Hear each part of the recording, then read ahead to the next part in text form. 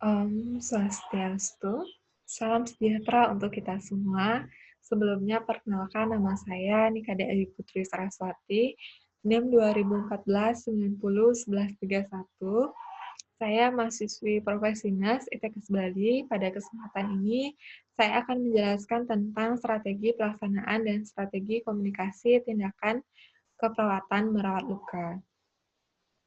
Nah, sebelum saya lanjutkan ke penjelasan SPSK, di sini saya akan menyampaikan bahwa saya mendapatkan kasus pada pasien DM tipe 2 dengan komplikasi luka gangren. Nah, salah satu masalah keperawatan yang saya angkat yaitu gangguan integritas kulit dan jaringan. Dan untuk masalah tersebut, saya melakukan tindakan keperawatan yaitu merawat luka pasien. Nah, untuk SPSK-nya, di sini saya sudah buatkan SPSK, yang mana dalam SPSK ini terdiri dari proses keperawatan. Dalam proses keperawatan, yang pertama tercantum adalah kondisi pasien. Dalam kondisi pasien, ada data subjektif dan data objektifnya. Dari data subjektif, pada kasus yang saya dapatkan, yaitu Nyonya S mengatakan luka terjadi karena Nyonya S menggaruk kakinya karena gatal dan menimbulkan luka yang tidak sembuh-sembuh. Kemudian, data objektifnya terdapat luka gangren di kaki kanan. Dari data subjektif dan data objektif tersebut, saya mengangkat diagnosa keperawatan, yaitu gangguan integritas kulit dan jaringan berhubungan dengan nekrosis atau kerusakan jaringan, yang ditandai dengan Nyonya S mengatakan luka terjadi karena Nyonya S menggaruk kakinya karena gatal dan menimbulkan luka yang tidak sembuh-sembuh, terdapat luka gangren di kaki kanan. Tujuan dari tindakan keperawatan yang saya berikan, yaitu setelah diberikan tindakan keperawatan 1x20 menit, diharapkan integritas kulit dan jaringan membaik dengan kriteria hasil, luka bersih terawat, jaringan nekrosis berkurang, luka mengecil, dan granulasi jaringan berkurang. Tindakan keperawatan yang saya berikan yaitu melaksanakan tindakan keperawatan luka atau merawat luka. Nah, untuk strategi pelaksanaannya di sini ada 3 fase. Fase yang pertama, fase orientasi. Fase yang kedua, fase kerja. Dan fase yang ketiga adalah fase terminasi. Dalam fase orientasi diawali dengan memberikan salam terapeutik kepada pasien. Contohnya, selamat pagi Ibu, perkenalkan saya perawat Putri. Saya perawat yang bertugas merawat Ibu pada pagi hari ini. Kemudian kita melakukan evaluasi atau validasi kepada pasien. Contohnya, sebelumnya apakah benar saya berbicara dengan Ibu S atau Nyonya S? Kemudian, baik Ibu, bagaimana keadaan Ibu hari ini? Apakah masih merasa lemas?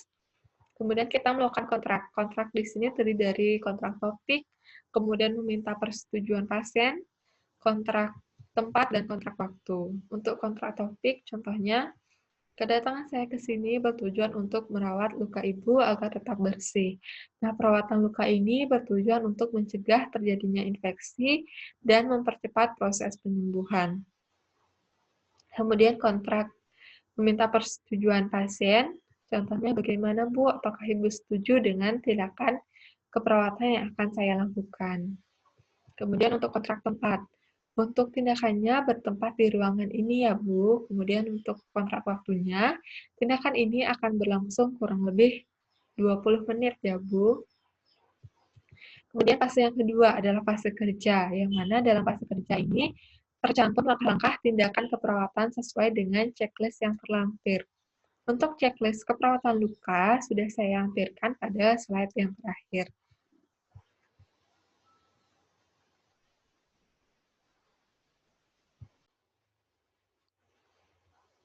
Nah, di sini pada fase kerja, contoh komunikasi atau strategi komunikasi yang bisa kita lakukan yaitu sebelumnya saya sampaikan kalau tadi saya sudah mencuci tangan dan saya sudah memakai handscoon atau menggunakan handscoon ya Bu.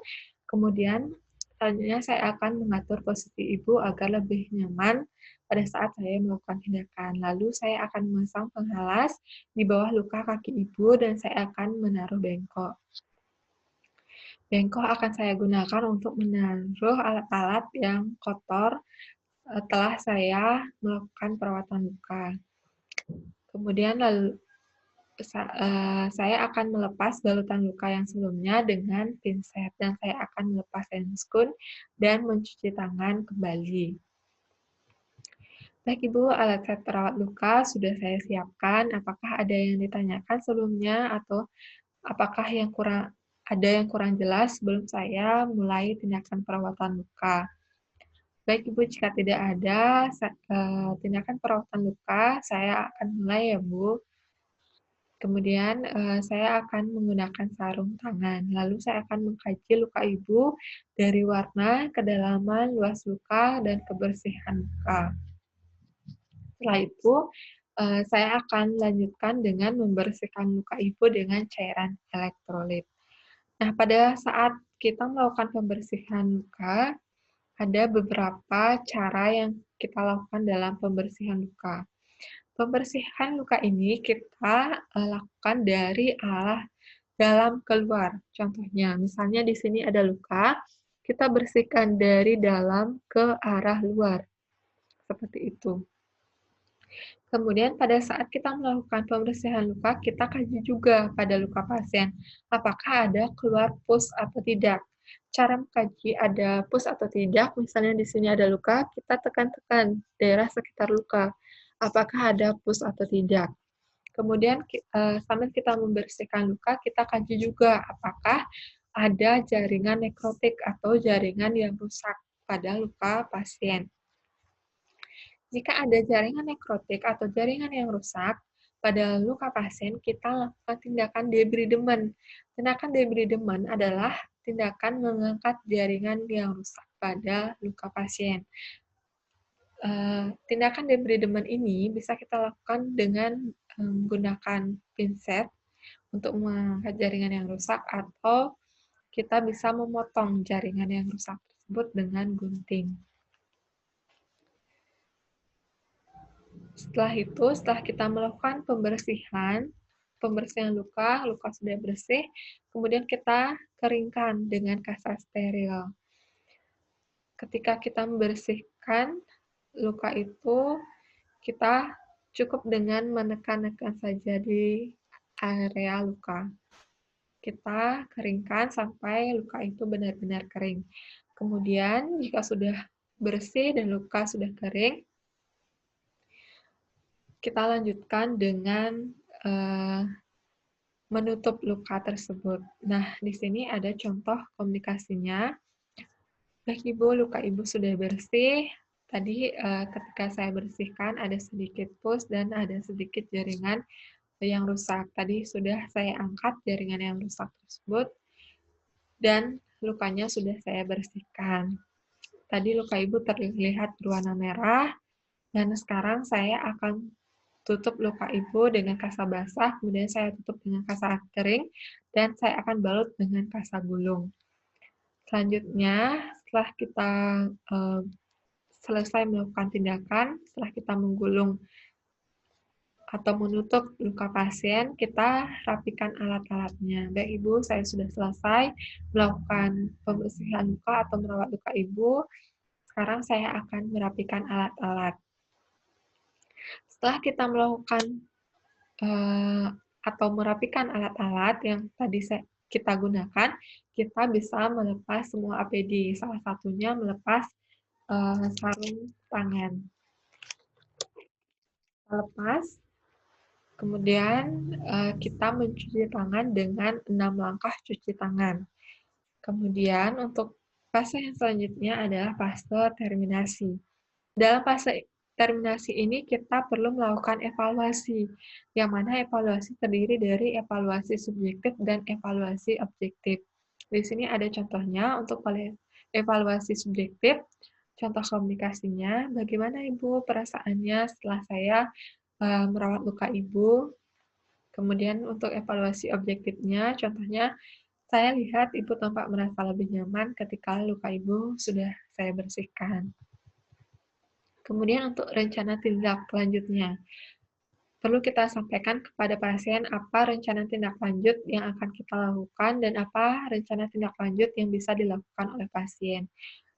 Di sini ada contoh komunikasinya, yaitu Ibu nanti jika merasa tidak nyaman atau merasa nyeri pada luka atau Ibu perlu bantuan, Ibu bisa menyuruh keluarga untuk mencari perawat di ruang perawat atau bisa melapor ke ruang perawat ya, Bu. Untuk selanjutnya, Ibu harus tetap menjaga kebersihan luka, Ibu tidak boleh menggaruk luka untuk mencegah terjadinya infeksi, serta Ibu harus mengikuti terapi sesuai dengan anjuran dan Ibu harus mengikuti diet sesuai anjuran. Ibu harus melakukan diet rendah gula ya, Bu. Kemudian kita menyampaikan kontrak yang akan datang. Contoh komunikasinya, Ibu nanti saya akan datang kurang lebih 30 menit lagi. Sebelumnya saya akan tinggal dulu ke ruang perawat. Sebelum saya tinggalkan, apakah ada yang kurang jelas atau apakah ada yang ingin Ibu tanyakan? Baik Ibu, jika tidak ada, saya permisi dulu. Sekarang Ibu bisa beristirahat. Selamat pagi ya Bu. Kemudian kita sampaikan topik kontrak yang akan datang. Ibu nanti saya akan kembali jam 10 vital untuk melakukan pemeriksaan tanda-tanda vital ya Bu. Seperti itu.